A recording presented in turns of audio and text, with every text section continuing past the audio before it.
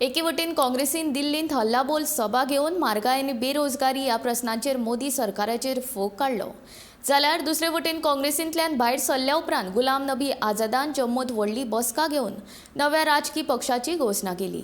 त्या वेळार राहुल गांधीचेर भुरगेपणाचो आरोप केलो। नव्या पक्षांचें नांव आनी बावटो लोकूच थारायतले अशें गुलाम नबी आझादान म्हटलें। जम्मू काश्मीरांत बेगीनूच वेंचणूक जातली। आझादाच्या फुडारपणा खाला आशिल्ल्या पक्षांक भाजपा किंवा नॅशनल कॉन्फरन्स नाजाल्यार PDP हांचे कडेन युती करपाचो पर्याय आसतलो, पूण आपूण भाजपा कडेन युती करचो ना अशें आझादान ह्या वेळार म्हटलें। मेरा मजहब इस्लाम है, सबको मालूम। मेरा नाम सबको मालूम, गुलाम नबी। लेकिन उसके बावजूद भी गुज़िश्ता एक हफ्ते से जो आपने इस्तीफे दिए,